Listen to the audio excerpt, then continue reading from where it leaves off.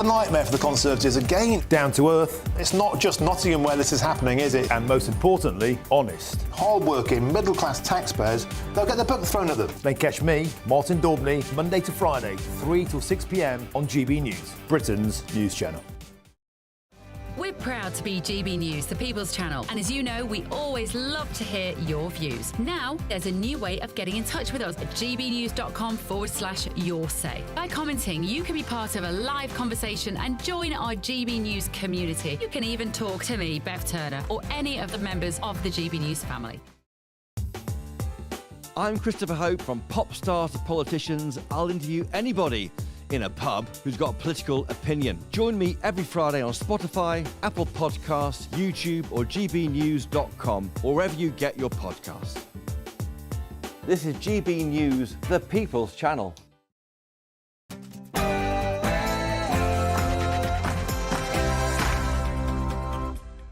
A very, very good evening and welcome to GBN Tonight with me, Martin Daubney. Tonight's show, finally, the Migrant League table of crime shame will be released.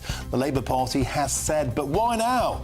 And why has it taken a Labour government to push this through? I'll be asking this very question to a former Tory migration minister next.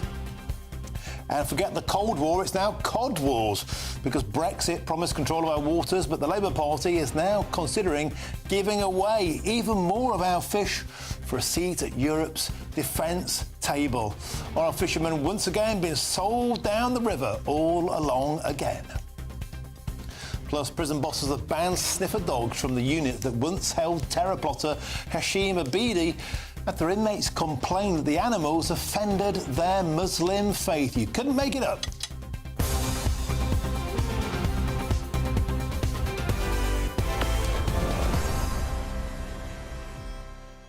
Welcome to the show. It's a pleasure to have your company. Now, please get in touch. I want to hear your views tonight. And to do that, you go to gbnews.com/yoursay. It's your show. Get involved. But first, here's your headlines, and it's Sam Francis.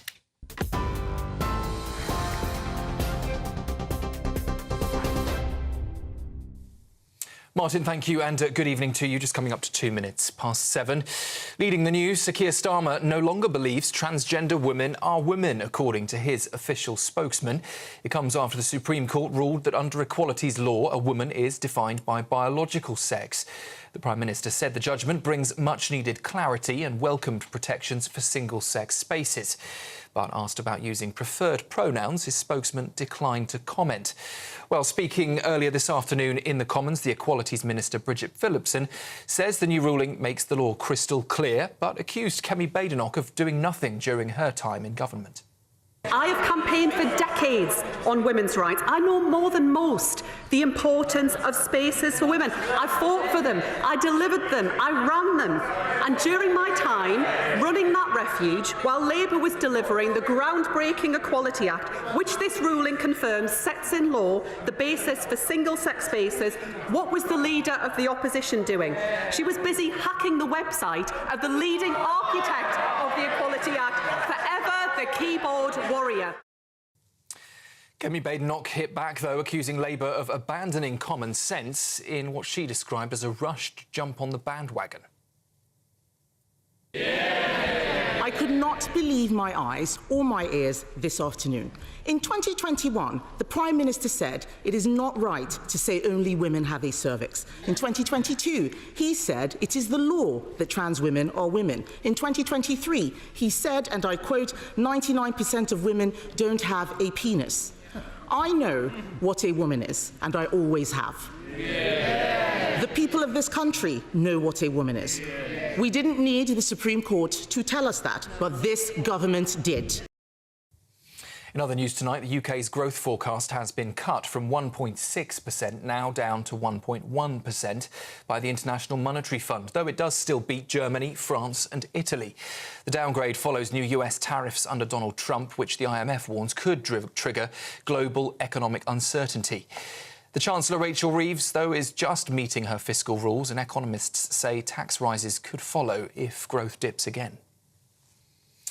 The Prince of Wales will attend the funeral of Pope Francis in Vatican City on Saturday, representing the King. It's the first time Prince William, future head of the Church of England, has attended a global funeral on behalf of the monarch. He'll join other world leaders, including Sir Keir Starmer and Donald Trump, in St Peter's Square after the late pontiff, known as the People's Pope, died on Easter Monday. His body will lie in state from tomorrow ahead of the funeral mass. Sir Keir Starmer today called the Pope a quite remarkable man and said his legacy of fairness will endure. And HMS Prince of Wales and earlier this afternoon HMS Dauntless both set sail from Portsmouth on one of the Royal Navy's largest deployments to date.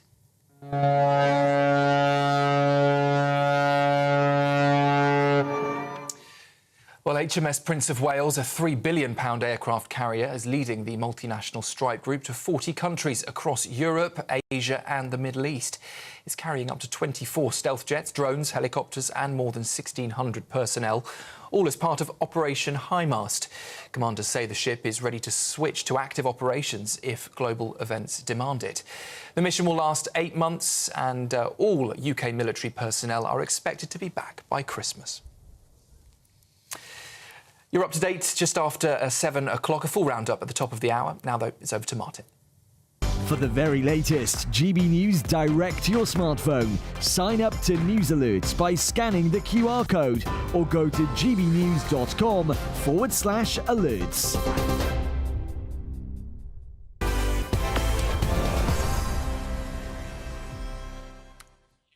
Welcome back to GBN Tonight with me, Martin Daubney. Now, for months, there have been calls for crime data by nationality to be published for foreign offenders, certainly from us here at GB News. Now, time and time again, the Home Office claimed they didn't have the data. But hey, presto, today, Yvette Cooper announced they do have that data after all. And more than that, it will be published by the end of the year. What took them so long? And will the uncomfortable facts destroy the myth of the multicultural dream? Well, as expected, the Tories have been claiming it as their victory, including Shadow Justice Secretary Robert Jenrick. So some good news just in. Almost exactly a year since I tabled an amendment to force the publication of data on crime by nationality. It looks like it's finally going to happen. The cover-up is coming to an end. Of course, the big question is, why didn't they do that in 14 years of government? I digress, because joining me now is the former Tory Minister for Legal Immigration, Tom Persclove, and I'm also joined by my delightful panel. That is Serrano J. Wardener, the former Conservative MP, and the Minister, of course, and Joe Phillips, the journalist and the former press secretary to Paddy Ashdown. Always an absolute pleasure. Let's first, Tom, to you, Captain Persclove. So, they didn't have the data. They said time and time and time again at GB News. We asked them repeatedly. We managed to get our own data. We worked around it by using Ministry of Justice data against population. I digress. Yvette Cooper suddenly, it seems, has seen the light. Do you support the notion of publishing data, crime by nationality? I do, actually, and one of the things from my time in the Home Office was that I always thought that being more transparent about the challenges that we face around borders and migration was important. And I well remember I was the legal migration minister, but in that time there were conversations ongoing within the department about trying to publish more of this information. I know that James Cleverly and Michael Tomlinson asked officials to really get into this to try and produce that additional information. And I'm pleased that we've got to this point where there is now going to be this regular publication in the same way that, for example, I tasked officials with publishing the legal migration data in a more thoroughgoing way that has shown that the numbers have been falling dramatically month on month. It's worth, I think, calling some of the data up that we managed to get hold of here at GB News via Rob Bates at the Centre for Migration Control. We can call some of this up now. We managed to find out by going to crime data, arrest data, conviction data against the population. Total crime, for example, Albanians 30 times more likely to be a criminal versus Brits. That's total convictions there. In second place, Moldovans, 12 times more likely. The Congolese, 11.6 times more likely. Overall, 66 nationalities are likely to have a higher conviction rate versus Brits. Let's go on to sex crime. Sex crime, Afghans, 22 times more likely. Eritreans, 20 times more likely. And there are 87 nationalities more likely to be sexual criminals versus Brits. Violent crime paints a similar picture. Data from the Congo, 11.7 times more likely. Somalians, 8 times more likely. Afghans, 6 times more likely. You get the picture. And by the way, Tom and my panel, this is backed up in data we've seen across the Netherlands, across Germany, across Denmark. But, and here's the key point, Tom Pursglove, the proposal by the Home Secretary, by Yvette Cooper, is only to publish data for those who are about to be deported. Poses the obvious question, we can't deport Afghans, we can't deport Syrians, we can't deport a lot of these people on this list. With that in mind, is this thin gruel? And as ever, Martin, you get to the nub of the issue in that publication is welcome, it's the right thing to do, but just publishing data for publishing data's sake doesn't really achieve anything. What matters here is the operational processes that sit behind this. And you're exactly right to point out that the problem that you have here, and that, for example, the data that I've seen in some of the newspaper reporting on this today is that, for example, Sudanese individuals are a significant part of this cohort, Eritreans are a considerable part of this cohort, and it's virtually impossible to remove any of those people. And that goes right back to the problem that we have that runs all the way through this, that tinkering at the edges, playing around on this issue at the margins isn't going to solve it. And the way that you stop this, fundamentally, is to stop these channel crossings, stop individuals from these nationalities arriving in the first place. And unless you've got an ability to be able to relocate those people somewhere, they're going to keep coming. And it is thin gruel, what we've been hearing in recent days. This one in, one out with the French won't work. The additional information that we've been hearing in recent days around return hubs, again, you'll have the same problem because you could send people to a return hub, but if you can't remove them back to that country of origin, you're not really solving anything. And removing Albanians back to Albania is very much the easy end of this. Yeah, and you know, they shouldn't be here in the first place. We could deport all the Albanians. We haven't. I digress. Now, I have to push you on the point, Tom, that this could have been done in 14 years of power. Robert Jenrick today looking slightly smoked, but let's be honest, you could have dealt with this before. Why didn't the Conservatives grasp the nettle when you were in power? Well, I think Robert's been right to campaign on this, and I'm pleased that it's culminated in this publication today. As I say, my understanding from my time when I was in the department, albeit in a different area of policy, in legal migration, was that there were conversations going around in the department about how we could publish more of this information relating to foreign national offenders. I think it is welcome. But as I say, it comes back to what are you going to do with this information? And what you need to have is operational responses that get to the heart of the problem. The British people are fed up, sick to the back teeth of these illegal migration journeys that are being made. We're seeing crossing numbers up by 30%.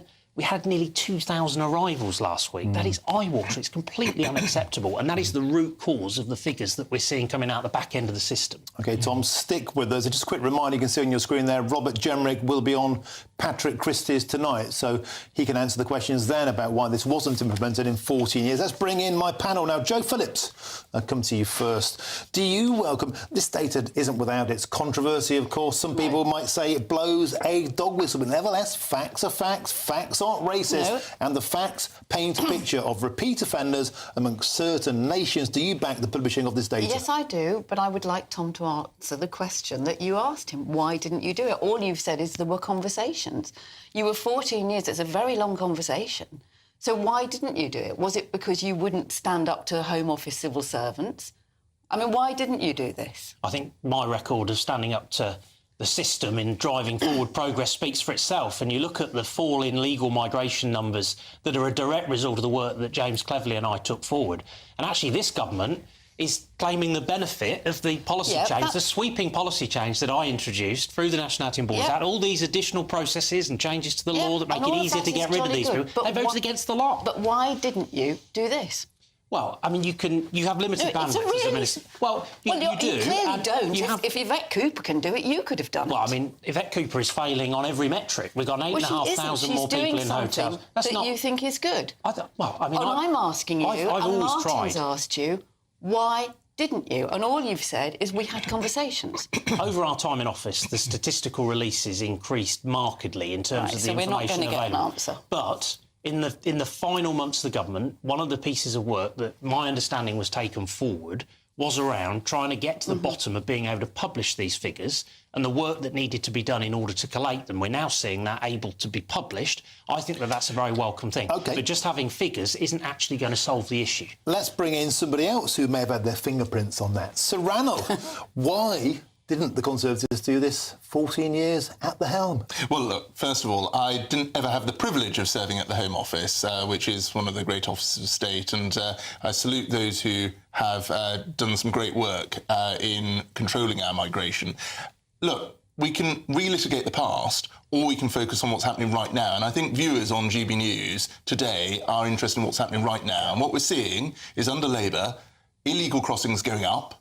We're seeing deterrence like the Rwanda scheme's scrapped. We're seeing an international standing trashed with the potential... But you support this data being published? Fine, this data can be published, but the real thing that we need to do is stop the illegal crossings. And Labour have just got rid of that possible solution. We thought it was a solution. They didn't give it a chance, which was the Rwanda scheme, which would have meant that there was a deterrent, which would have reduced the number of people making the crossing in the first place, which would reduce the number of people coming here with the propensity it would the data would suggest to commit crimes. So, you know, that would have been the solution. And of course, what they're doing now with some of the international agreements that they're negotiating, you know, we negotiated a deal, and actually I think it was Robert Jenrick who negotiated the Albania deal to make sure that Albania took back illegal migrants. It's patently not working. Hang on. Albanians are the greatest number of foreign nationals by population ratio in the entire country. Under the Conservative government, the migration fell by a third, illegal migration fell by a third,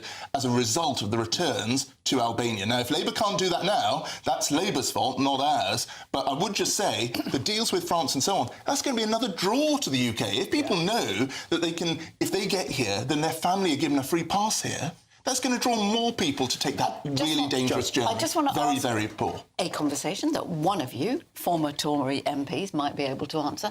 Is it not the case that if you are sentenced to a term of more than 12 months, you can be deported? That's correct. So that's what the UK Borders Act of 2007 requires. Yes. So they can be sent back, whether they're Eritreans or Sudanese or whatever. They cannot be, because the problem you have is that they are not deemed to be safe in the eyes of the international system, and as a result, you're in a position where you cannot return people back to that country of origin, and that's why you need a third country. Unless you've got the political stones to get on with it. The Germans are deporting Afghans to the Taliban. They're in the ECHR. They're in the European Union. It's a case of where there's a will, there's a way, and it would appear there wasn't a will under the previous government. Is there a will, Joe, under this government to finally deport these people? No. How can we do that? Back to Afghanistan or Iraq or Iran or Syria without a returns deal? But we don't have a returns deal at all since we left Europe. No. Oh, come on. No, we don't. What's that got to do with Afghanistan? That's got no relevance. We don't have any right of returning people who arrive illegally. The point here is that people have come from... Do we have a right or not? I'm answering the point, which is that people have said that they have come from countries all over the world.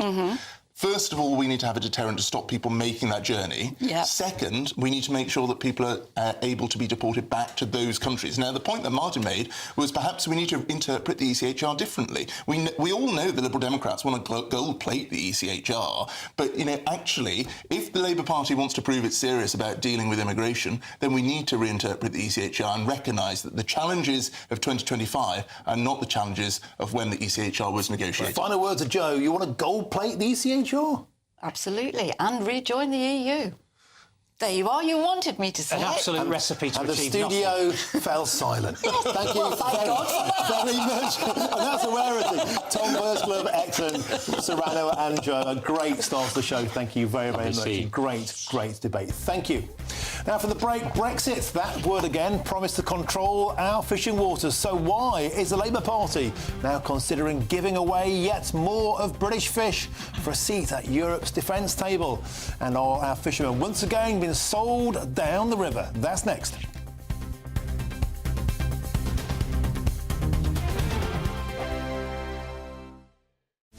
This is Britain's Newsroom, where your voice matters. It's just astonishing. With expert analysis and honest opinion, we don't just keep you informed. We bring you unique perspectives you won't see anywhere else. Can't argue with any of that. When the news happens, It happens here. On Britain's Newsroom, weekdays from 9:30am. Only on GB News. This is GB News, Britain's news channel. It's our passion, you know, health and fitness is our passion.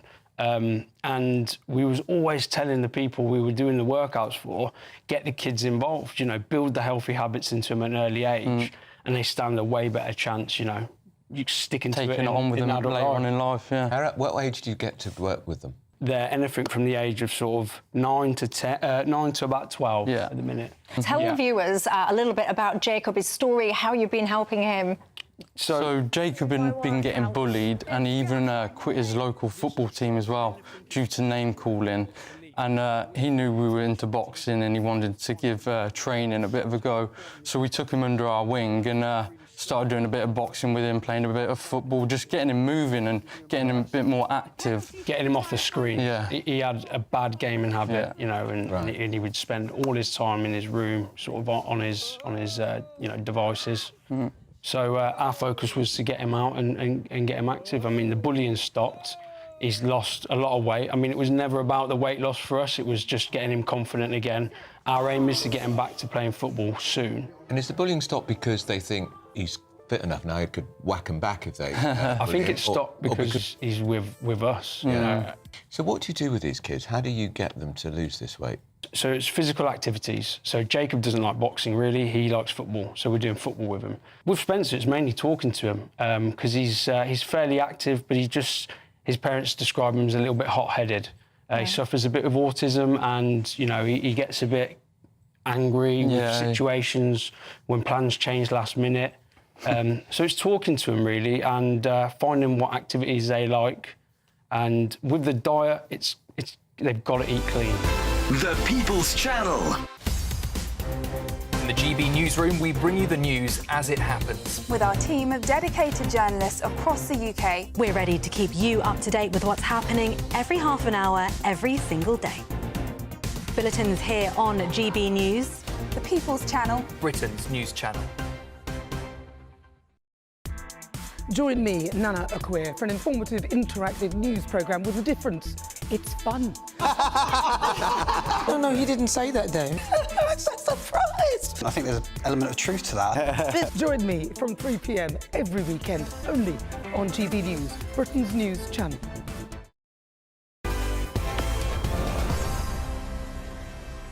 The Pope has played out his carrying of the cross in the public eye and has done that with great grace and great faith, and witnessed to us that it is possible to live and die with dignity and faith. And that's Sir Jacob Rees-Mogg with the Archbishop of Southwark. And you catch the full interview tonight at 8 p.m. on State of the Nation with Sir Jacob Rees-Mogg, here only on GB News. Now, moving on. Brexit was meant to be about taking back control of many things, but of course, of our fishing waters. And today it's emerged that the Labour Party, the government, is considering giving away even more of British fish to join a European Defence Fund. Well, will British fishermen once again be sold down the river? Well, joining me now to discuss this is the British fish merchant Ian Perks. Ian, welcome to the show. A pleasure to have your company. So here we are again. We thought we took back control of our fishing waters when we Brexited. We never really did, because, of course, we were caught in the net of the European Union's rules on quotas and tariffs. And now it appears there's going to be even more rowing back by the Labour Party to take a seat at a European defence table. How do you feel as a fish merchant about this? Hey, listen, we knew, you know, the fishing industry is used every time as a pawn in a massive game. And, you know, we roll over, they walk all over us, and then they crack on with whatever they want to do. This is just, once again, being sold down the river. And Ian Perks, of course, a lot of people don't understand. You do, I do, and that is the renegotiation of tariffs with Brussels was always locked in. Britain could never get back more.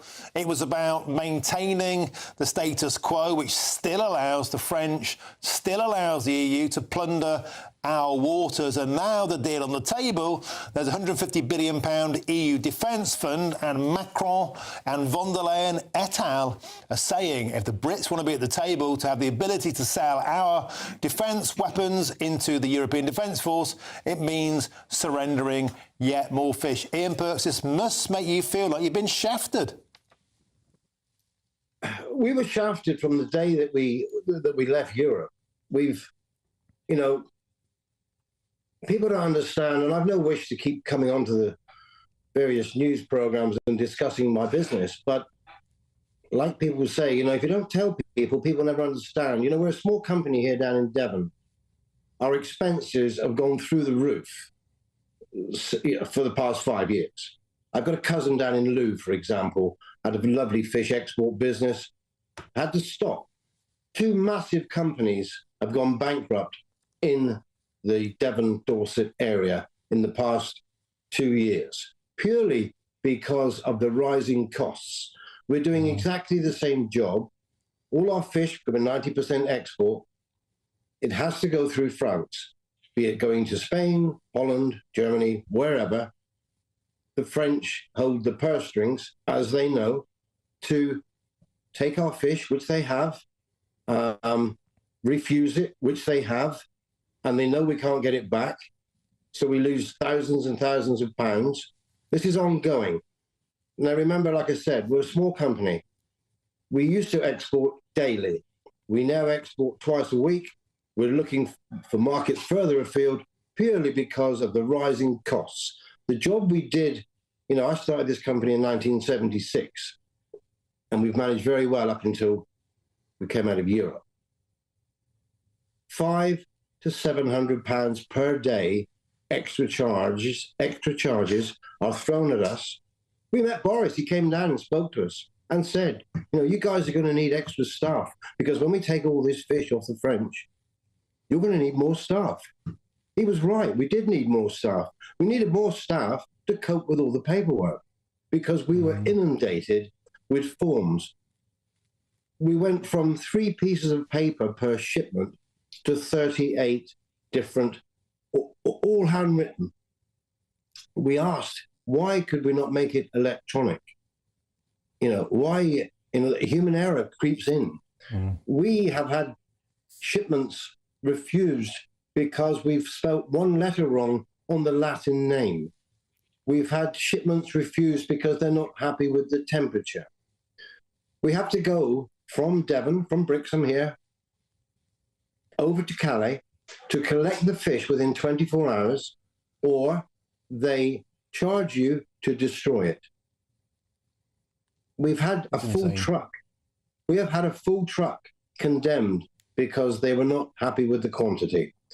Now, would we, having done this business for many, many years, send a full truck, 80, 100,000 euros of prime quality fish at the wrong temperature, when we've already paid for it? We've already paid for it. We're going to have to wait 60 days to get paid for it. It's destined for the Italian market. And some young lad works in Calais with a temperature control gauge, deems it to be at the wrong temperature. We paid £3,000 to put it into a super freezer before it went to get it to minus 30. Yeah. So, you know, we've got these Lithuanian registered super trawlers ploughing up and down the English Channel, all legal, 600-metre trawls. The opening of the trawls is the size of a football pitch. Yeah, Ian Perks. Ian, we have to leave it there. We have to move on. You paint a picture there of a system entirely stacked against the British fishing industry. Ian Perks, thank you very much for joining us on GB News this evening. Thank you. Let's get back to my panel now. Sir Ranald Jayawardena, the former Conservative MP and the Minister, and also Joe Phillips, the journalist and former Press Secretary to Paddy Ashdown. Sir Ranald, let's come to you first. We heard very clearly there from Ian Perks, promised the world by Boris Johnson, promised the world by Brexit. Didn't quite pan out that way for him. Well, we have had the opportunity to secure some great freedoms as a result of leaving the EU, including those that Sir Keir Starmer is now using as Prime Minister to pivot us to potentially a US trade deal. Boris never properly Brexited on fishing. It was meant to be about taking back control of our waters. Patently, that hasn't happened. Well, first of all, during the period at which we were negotiating this, David Frost was negotiating this, we also had the pandemic. So there were two challenging sets of negotiations. The quotas to surrender fishing stocks to the European Union were signed way before the pandemic. But I went through them on Christmas Eve of that year. But the overall agreement, as you know, saw us leave the EU at the end of 2020 and leave the end of the transition period on trade at the end of 2021, both years affected by the pandemic. So there's a lot of other stuff going on. Second, there are a number of different interplaying elements. And what we're seeing now is that even if, and let me just say this, even if people might believe that what was negotiated by the Conservative Party was not good enough, what we're seeing now is the Labour Party going further to surrender our waters to the EU. Yeah, but Joe might not be happy, but it's getting worse. Rano, that's small comfort. That really is small comfort to people like Ian Perks. Joe Phillips, I think wherever you stand on Brexit, it didn't work out for the fishing industry. And I think, GB News has got a strapline underneath Ian saying Labour betrays fishermen. The only person who betrayed fishermen was Boris Johnson. On so many things about Brexit, and of course we will differ forever on our various views on Brexit, but if you are going to do something, you need to then renegotiate and negotiate how you deal with it when you come out. But to go back to the point of this, the reason the government is considering, and it's not a done deal yet, it's going to be discussed next month at the summit, and what they're discussing is freezing the quota for French fishing boats, fishing vessels. It should feather down to be less to the French, but the French will lock it into its current status. They'll lock it into its current status. And in order to allow British companies to, including big ones like British Aerospace, to be able to sell arms and equipment. But they've got us by the short and curlies with that kind of deal. Of course they have. Fish for a right to bid. Yes, but we've got to be. We're not able to sell anything of our defence products, and that is responsible for. That's a cartel. It's the way it works. And the defence business, the defence industry, is worth a lot more in terms of jobs and income, so you've got to look at it in the cold, hard light of day. But fishing could be so much bigger. It's often said, it's a tiny percent of GDP. That's because we allowed it to run down to its bare bones since the 1970s. It's also because we have always exported more fish than we've used in this country. If people want to support fishing, then eat and buy more fish. OK, we have to leave it there. Thank you very much, Joe and Serrano. Moving swiftly onwards. Coming up next, prison bosses have banned sniffer dogs from the units that once held terror plotter Hashim Abidi after inmates complained that the animals offended their Muslim faith. You couldn't make it up, and that's next.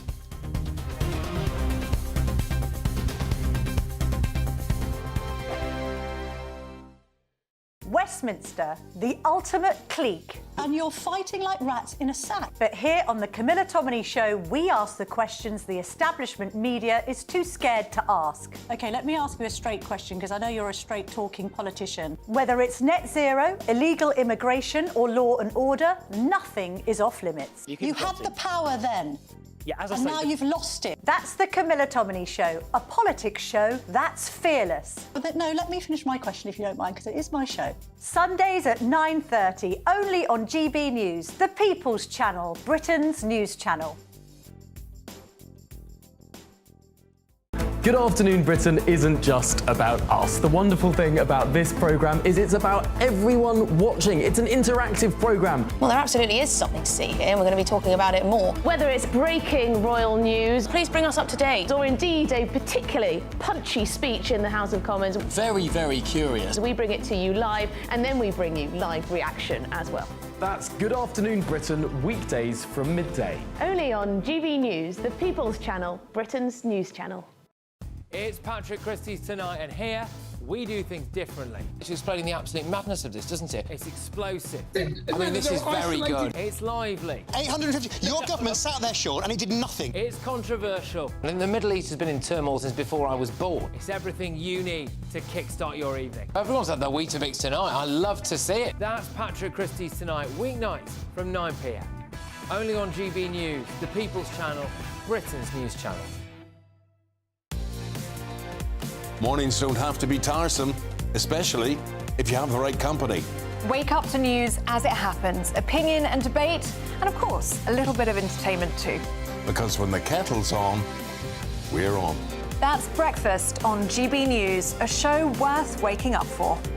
Every morning from 6 a.m. Only on the People's Channel, Britain's news channel. We'll spread the news, you spread the word. Hi, I'm Michelle Dewberry, and my show is your opportunity to cut through all the noise and dive in headfirst to some robust debates. Ideas clash. Situation, isn't it? No, because the failure is you're deliberately avoiding my point. Nothing's held back. And if you think this is the end of it, wait for more. And we do not shy away from the difficult stuff. Sometimes I want to shake people and say, if only you understood. So join me on Jubes & Co. weeknights at 6 p.m. only on GB News, Britain's news channel.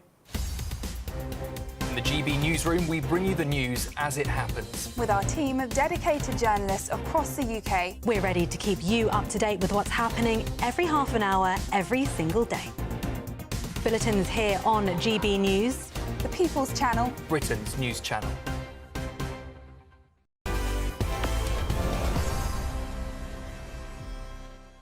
And welcome back to GBN Tonight. Now, before the break, we were talking about fishing quotas. Is Sir Keir Starmer betraying fishermen to cosy up to Brussels? Well, Jay says this. The reason the EU is using fishing as a bargaining chip for defence and security pacts is that it was set to lose access to our waters in June 2026. Labour is about to sell them out all over again. And Margaret adds this.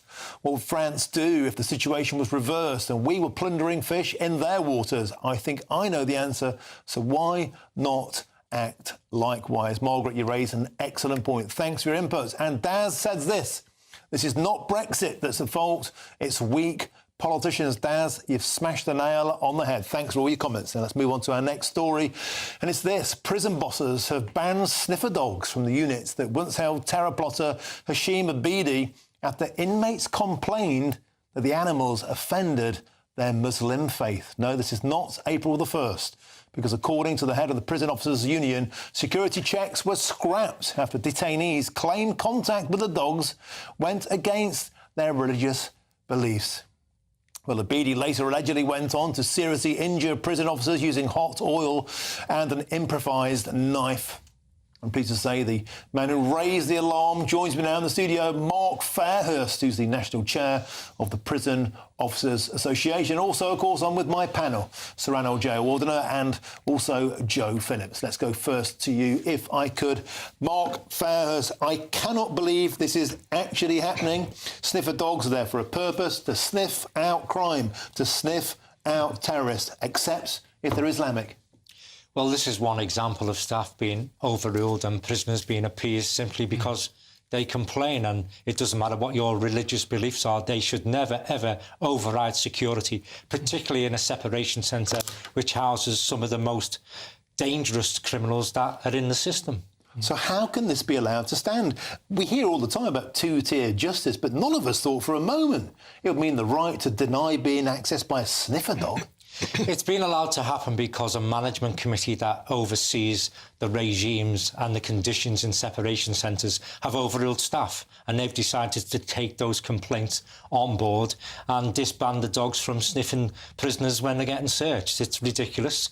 It's appeasement, and it needs to stop. Things need to change, and we're hoping that this independent review that's been commissioned by the government will look into all these issues, listen to the staff on the front line and put things right.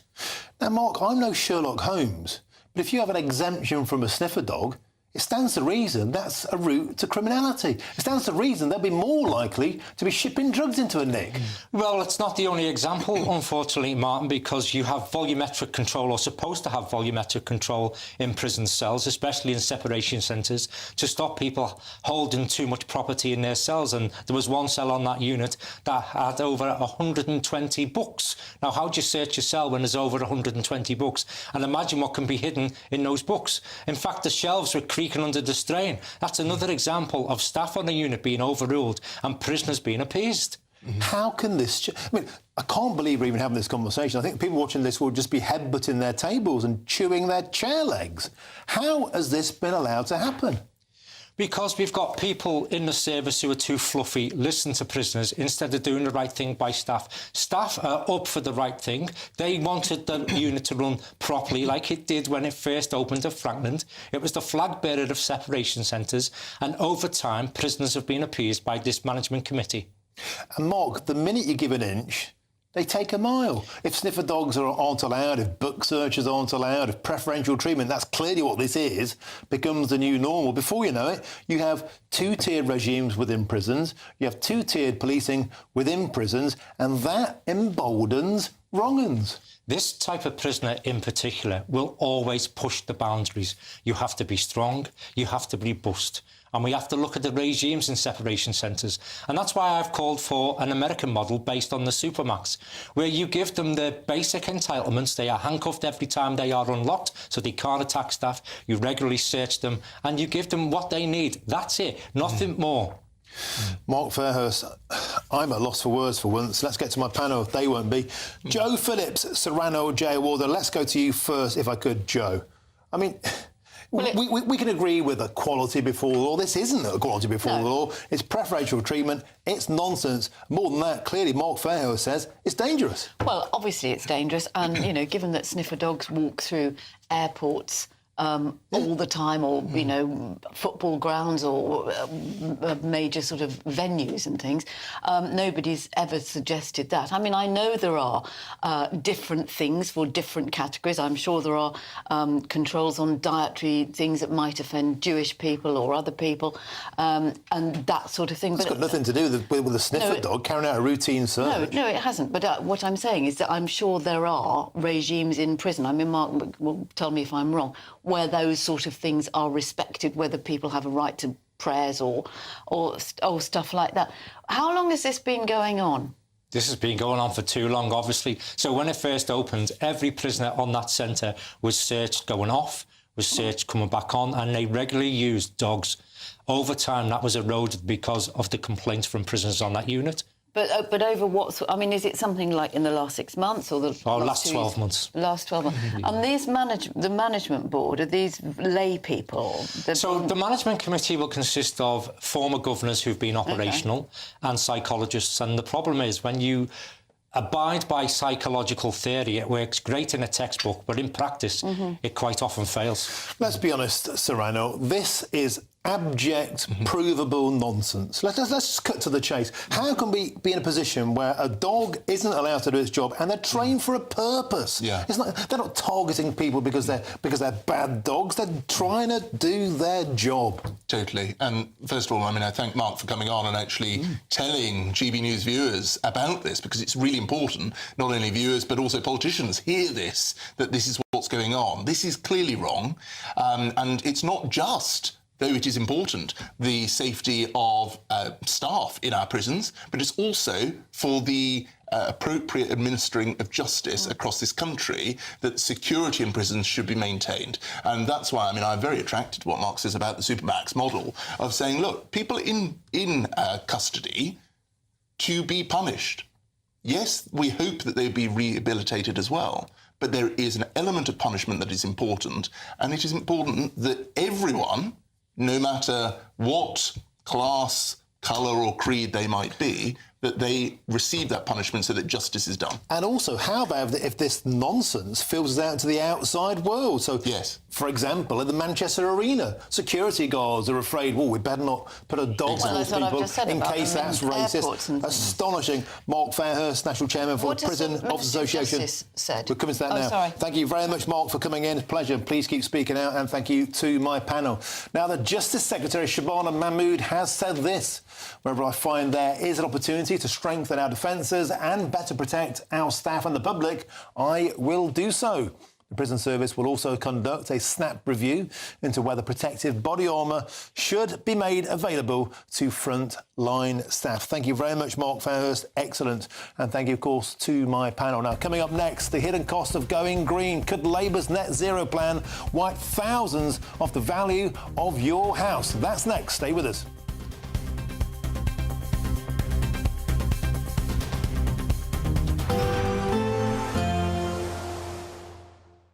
Dinner under the stars tonight? That reminds me of our travel insurance. You mean all clear skies? All Clear Travel Insurance sponsors GB News Travel Destinations Forecast.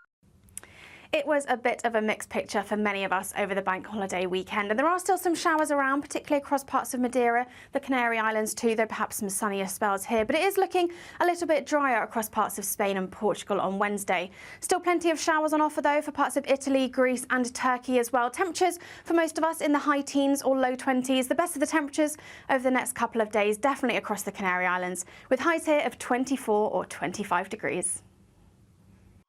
All Clear Travel Insurance sponsors GB News Travel Destinations Forecast.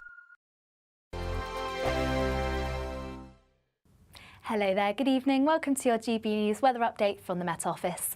As we head into tomorrow, it's going to be quite a wet start across parts of the southeast and elsewhere. Fairly cloudy day with some showers, though it's still going to be feeling warm and pleasant where you catch any brighter interludes. And it's turning unsettled through this evening and overnight, all thanks to low pressure, eventually sweeping in cloud and outbreaks of rain. Now, through this evening, outbreaks of rain could be quite heavy at times, particularly across any hilly areas, and turning fairly blustery too, particularly around exposed coasts. But behind it, turning clear, just a little bit showery across southern parts of Wales, parts of the southwest, and across Scotland, northern parts of England. It should be mostly dry, some clearer skies at times, which means it's going to turn a little bit chillier here, but elsewhere it's going to be a mostly mild night as a result of all the cloud and rain.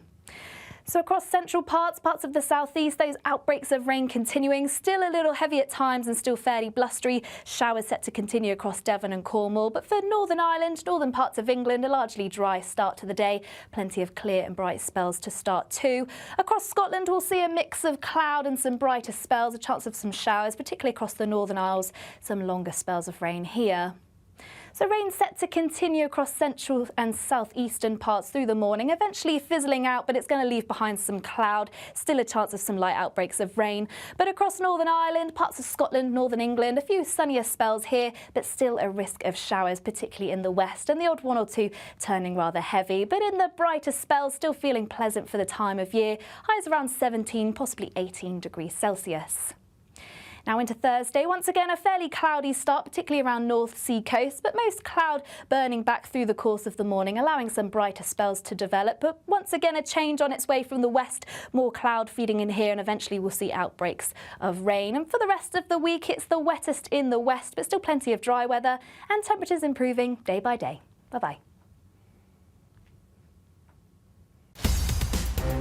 In the GB newsroom, we bring you the news as it happens. With our team of dedicated journalists across the UK, we're ready to keep you up to date with what's happening every half an hour, every single day.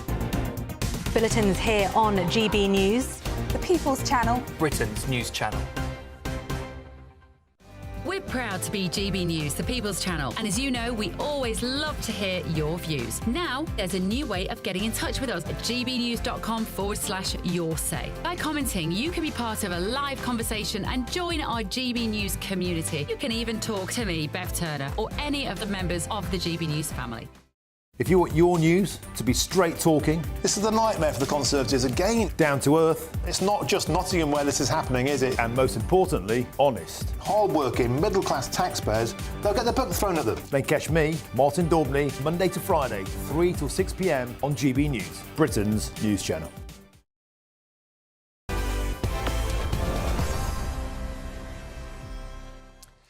Well, welcome back to GBN Tonight with me, Martin Daubney. Now to a net zero row that's turning up the high voltage, and not in a good way for British homeowners, because new research reveals that pylons are knocking up to £100,000 off the value of some homes, with some properties losing more than 15% of their overall value. Now, the average size home near a pylon is now selling for around £8,000 less than before. And in some cases, like in Sevenoaks, the hit is almost £100,000. Now, is this proof that Labour's green agenda could come at a heavy cost to working families, not just on their bills, but on the value of their homes? Well, joining me now is Rosie Pearson. She's the founder of the Essex, Suffolk and Norfolk Pylons Action Group. Rosie, welcome to the show. A lot of us have reservations about the net zero expansion, but not many of us have thought about the knock-on effect on property houses. Tell us more. It's actually even worse on the ground when you have a new pylon proposal near you than it is in this report. The report is looking at existing pylons, so you can get a sense when you're buying a house of what it might look like and the damage has been done. With the new ones, we're seeing people who are taking a hit of 250, 300,000, not infrequently on their house. We've got buyers pulling out the minute they find out about the new pylons. So the first question estate agents are asking people is, how close are you to the pylon proposal? And people can't get mortgages to buy a house near these new projects. So it's far worse than this project sets out. And it's really unfair. People have worked for years to pay off their mortgage. Some people's houses, their pensions, and they are unable to sell. Some people have to sell for illness, for whatever reason, and they cannot sell. And no compensation. You get money off your bill if you're lucky. Now, no doubt Rosie Pearson, the likes of Ed Miliband, they would say, but you're a NIMBY. You should be embracing the net zero dream. Yeah, we've had all sorts of insults, haven't we, from Ed Miliband? And we're not averse to the offshore wind, which is what these pylons are mostly for.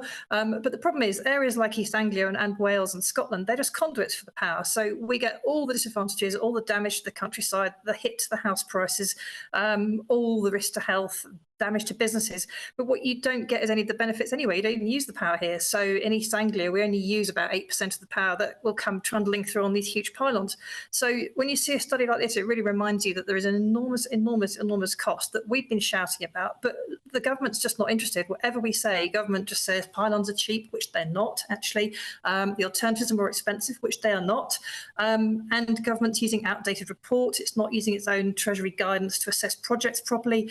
National Grid is deleting videos when we find them that actually say it's cheaper to do an offshore grid than pylons.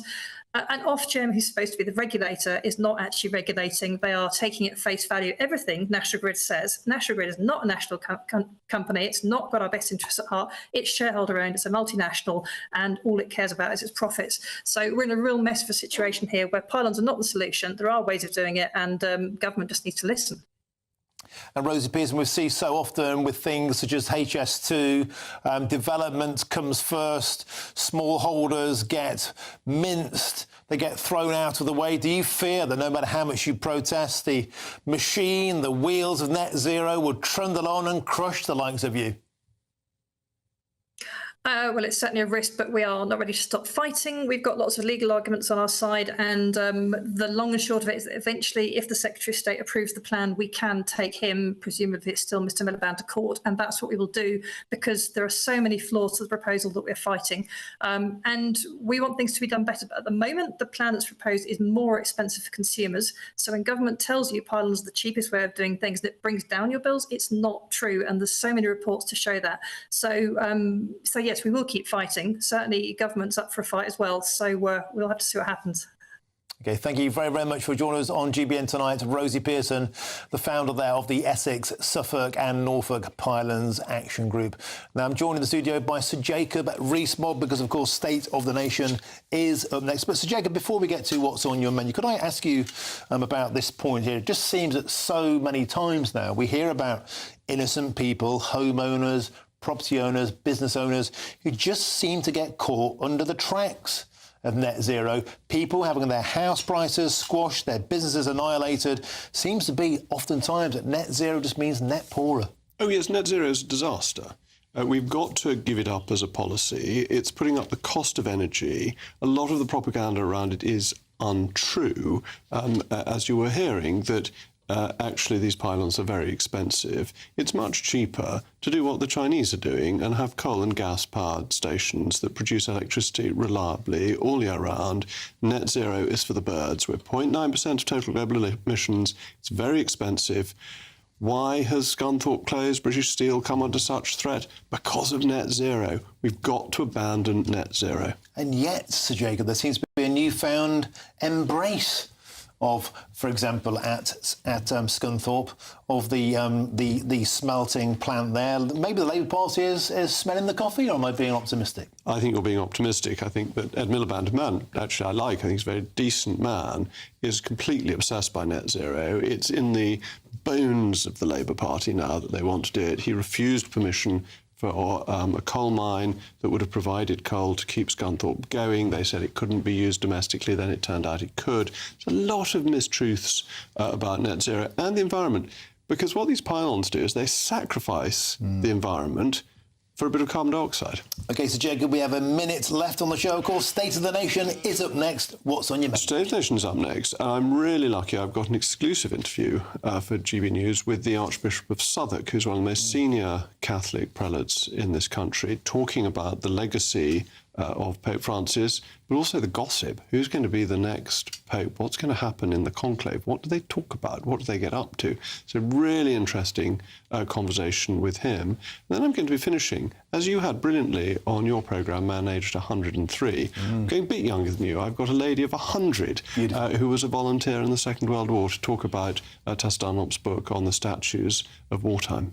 Fantastic stuff. State of the Nation is up next. And do you know what? I get so blown away in the presence of those heroes, of those veterans. It's just an incredible experience. State of the Nation is up next with Sir Jacob Rees-Mogg. So thank you for your company. I'll be back tomorrow, 3 till 6 p.m. Hope you've enjoyed the show. And thank you for those people who sent in your says. And keep them coming in to Sir Jacob Rees-Mogg. He's up next with State of the Nation. But first, here's your weather with Honor Krizik. Have a fantastic evening.